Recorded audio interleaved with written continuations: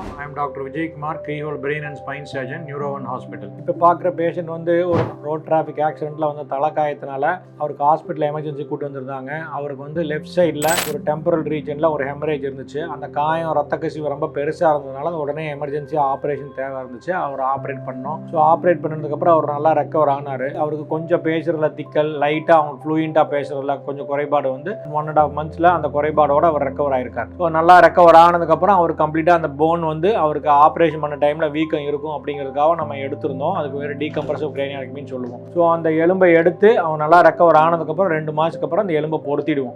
எலும்பை பொருத்திட்டதுக்கப்புறம் அவங்க நார்மலான இயல்பான வாழ்க்கைக்கு அவங்க போய்க்கலாம். ஸோ இந்த மாதிரி பேஷண்ட்ஸுக்கு நல்லா ரெக்கவர் ஆனாலும் அவங்களுக்கு சின்ன அந்த குறைபாடு, பேச்சு குறைபாடு இந்த மாதிரி இருக்கிறது கொஞ்சம் தங்கி இருக்கு. அது நாளடைவில் ஹோல் ஃபிசியோதெரப்பி, ஸ்பீச் தெரப்பி இதெல்லாம் கொடுக்கறது மூலமாக இதுலேயும் அவங்க மீண்டு வரலாம். சில பேருக்கு ரெசிடுவல் டெபிசிட் சில பேருக்கு கொஞ்சம் இருக்கும். ஸோ இதுலேருந்து என்ன நம்ம தெரிஞ்சுக்கிறோம்னா, தலைகாயங்கிற டைமில் ரொம்ப கோல்டன் ஹவர்ஸ் வந்து இமீடியட்டான பீரியட் தான். இமீடியட்டான பீரியடில் நம்ம கரெக்டான அவங்களுக்கு தேவையான ட்ரீட்மெண்ட், சிகிச்சை கிடைச்சதுன்னா நிறையா பேஷண்ட்ஸ் நல்லா ரெக்கவர் ஆகி வரலாம். எந்த ஹெட் இன்ஜுரியுமே மைனர் ஹெட் இன்ஜுரி இல்லை, எல்லா ஹெட் இன்ஜுரியுமே மேஜர் தான். அந்த எப்படி மேனேஜ் பண்ணுறோங்கிறது பொறுத்து தான் இருக்குது. வணக்கம், நாங்கள் அரியலூர் மாவட்டத்திலேருந்து வந்திருக்கோம். இது எங்கள் வீட்டுக்காரங்க, வயசு 54.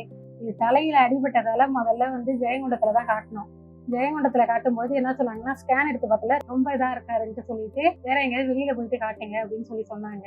அப்புறம் நியூரோ ஒன்னுக்கு போனால் சரியாக போயிடும் அப்படின்னு சொல்லிட்டு சொன்னாங்க. பக்கத்தில் தெரிஞ்ச பையனும் இங்கே வந்து சரியாக போயிட்டாங்க. சரி, அவங்க சொன்னதால நல்லாயிடுவாருன்ட்டாங்க.